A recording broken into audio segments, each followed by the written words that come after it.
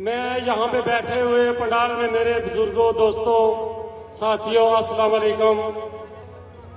हमारा मकसद यहाँ पे जमा होना और आज का जलसा, ये पंडाल सजाना, हमारे और आपके कायद जनाब शौकत फरीद एडवोकेट साहब, उनको मेंबर असेंबली मुंतखब करना और 10 तारीख बल्ले के ऊपर मोहर लगाना। और सबसे बड़ी बात जो आपसे मैं करने जा रहा हूं, मेरी तरह और आपकी तरह इस पीटीआई तहरीक इंसाफ के 2 नौजवान जो मिठी जंड में शहीद हुए, वो 5 जुलाई किसी को नहीं भूली और ना हम लोग भूल सकते हैं।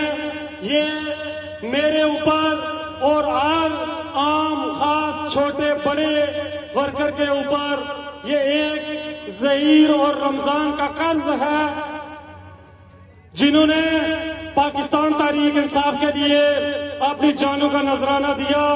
और 10 तारीख हमने बल्ले के ऊपर मोहर लगानी है और अपने कायद शौकत फरीद एडवोकेट साहब को कामयाब करना है।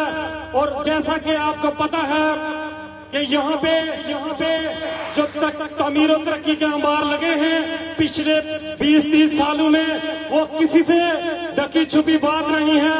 आप कालाडब की तरफ जाए तो रोडू की हालत देखें, माजर कैंप की तरफ जाए तो रोडू की हालत देखें, चावला शरीफ की तरफ जाए जिसे मिनी लड़काना कहते थे, उसकी हालत देखें। चावला से हमने मिनी लड़काना 5 जुलाई को खत्म कर दिया था। और हमने दुर्गुटी की तरफ जाए तो वो रोड़े देखें।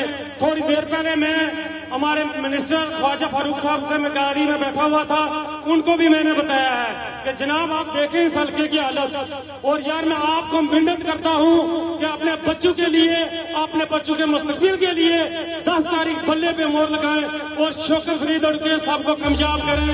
मैं सब लोगों का शुक्रिया अदा करता हूं और जो मिठी जंड के कातिल जेल में बैठे हुए हैं उनके लिए वोट नहीं डालना, वोट डाल के अपने बच्चों का मुस्तकबिल आप तबाह करेंगे।